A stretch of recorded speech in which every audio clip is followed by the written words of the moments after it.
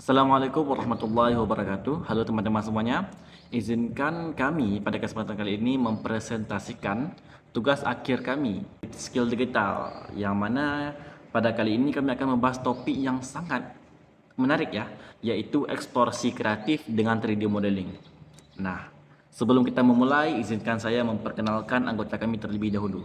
Baik, anggota kelompok kami berjumlah 4 orang dengan saya sendiri bernama M. Fadafi. Kemudian ada Amirul Ihsan, ada Safira Roza dan Nurul Hayati. Nah, sebagai pembahasan yang akan kami sampaikan pada saat ini dapat memberikan wawasan baru bagi kita semua. Baik, sesuai dengan tema eksplorasi kreatif. Nah, dengan 3D modeling. Sebelumnya kita harus tahu apa itu eksplorasi kreatif. Eksplorasi kreatif adalah proses untuk mencari atau menjelajahi sumber daya serta informasi sambil membuka diri terhadap berbagai kemungkinan baru. Dan ini adalah langkah awal dari inovasi, di mana kita berusaha menemukan sesuatu yang unik dan belum pernah ditemukan sebelumnya. Nah, beberapa cara eksplorasi kreatif antara lain seperti eksplorasi perkotaan. Nah, yaitu mengamati arsitektur, seni jalanan atau gaya hidup masyarakat di kota. Kemudian ada eksplorasi pedesaan, yaitu menjelajahi keindahan alam dan tradisi lokal yang sering menjadi inspirasi. Ada eksplorasi online, mengakses ide dan tren global melalui link media digital. Kemudian eksplorasi musik, yaitu menikmati genre baru yang dapat memicu kreativitas. Nah, dalam dunia digital, eksplorasi kreatif sangat penting untuk menciptakan karya yang tidak hanya menarik, tapi juga relevan dengan audiens dan di tengah lautan konten online. Nah, dan salah satu cara untuk mengeksplorasikan imajinasi dari kita yaitu dengan penggunaan dari 3D modeling. Nah, apa itu 3D modeling? Baik, 3D modeling adalah proses untuk membuat model 3 dimensi dari suatu objek atau permukaan menggunakan perangkat lunak khusus. Model 3D yang dihasilkan merupakan representasi objek dalam bentuk 3 dimensi dengan panjang, lebar, dan tinggi.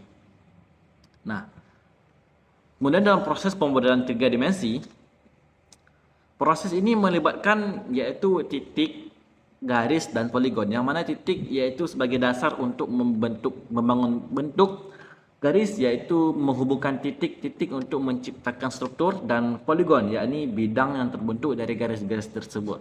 Nah, teman-teman, lanjut sejarah dari 3D modeling. Awal perkembangan dari 3D modeling ini seperti apa? Seperti yang sudah ada di PPT, yang mana sejarah 3D modeling dimulai dari dunia sains, di mana teknik ini digunakan untuk membuat model matematika yang kompleks.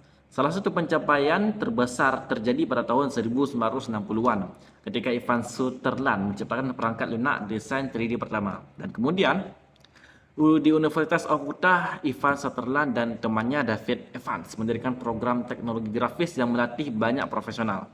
Nah, yang akhirnya membangun industri grafis 3D modern. Saat ini, teknologi ini telah berkembang menjadi alat penting dalam berbagai bidang seperti animasi, game, arsitektur, dan pendidikan. Baiklah, saya akan menjelaskan jenis-jenis 3D modeling. Yang pertama adalah hard surface modeling, atau yang disebut juga dengan industrial modeling. Merupakan pemodelan di mana objek yang dihasilkan memiliki sudut-sudut tajam seperti meja, kursi, lemari, otomotif, atau benda mati lainnya. Tipe geometri poligon sangat sesuai dengan model industrial ini, meskipun dalam beberapa kasus modeling, penggunaan NURBS juga sesuai untuk memperoleh sudut-sudut tumpul suatu objek. Yang kedua adalah organic modeling. Organic modeling adalah pemodelan objek-objek organik seperti manusia, hewan, atau makhluk hidup lainnya yang memiliki sudut-sudut tumpul. Tipe geometri NURBS dan subdivision lebih cocok untuk pemodelan organik. Model-model ini dapat digunakan untuk game 3D, kartun animasi, atau bahkan dalam film animasi 3D. Model-model ini dapat memiliki tulang yang dapat membantu dalam menganimasikan model itu sendiri. Baiklah, sekarang kita akan membahas tahap pembuatan film animasi 3D. Yang pertama di sini adalah praproduksi.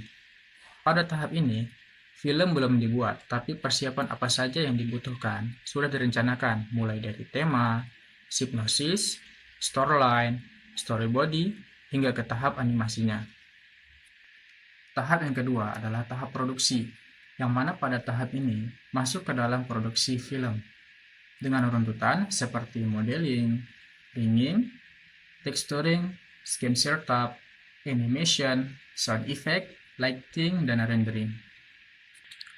Dan yang terakhir adalah tahap pasca produksi, yang mana pada tahap ini adalah tahap finishing setelah melewati beberapa tahap, mulai dari praproduksi hingga produksi, compositing dan editing, rendering dan penentuan video composition, dan pada tahap inilah tahap finishing di mana film animasi 3D sudah jadi. Metode pembuatan animasi 3D dibagi menjadi 7 bagian. Yang pertama yaitu pemodelan objek 3D, yang kedua yaitu texturing, yang ketiga yaitu ringing dan skinning, yang keempat yaitu animasi, yang kelima listing, yang keenam rendering, yang ketujuh yaitu compositing dan editing.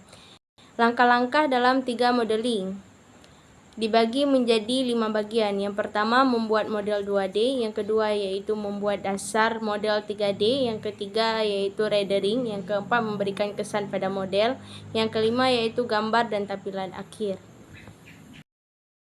Selanjutnya ada manfaat 3D modeling. Yang pertama ada efisiensi, yaitu memungkinkan perubahan cepat pada model tanpa memulai dari awal, meningkatkan kecepatan produksi animasi berkualitas tinggi. Yang kedua ada visualisasi realistis, yaitu memberikan pratinjau realistis dari desain sebelum produksi. Yang ketiga ada efisiensi prototipe, yaitu mengurangi biaya dan waktu untuk membuat prototipe fisik. Yang selanjutnya ada fleksibilitas desain, yaitu memungkinkan eksplorasi berbagai opsi desain tanpa batasan material.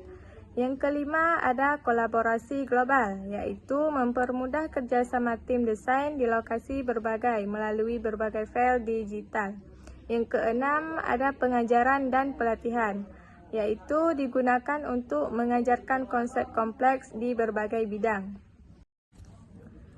Selanjutnya ada tantangan 3D modeling. Yang pertama ada kompleksitas teknologi, yaitu memerlukan keterampilan teknis yang tinggi. Yang kedua ada waktu dan sumber daya, yaitu proses pemodelan dan rendering bisa memakan waktu dan membutuhkan perangkat keras yang kuat.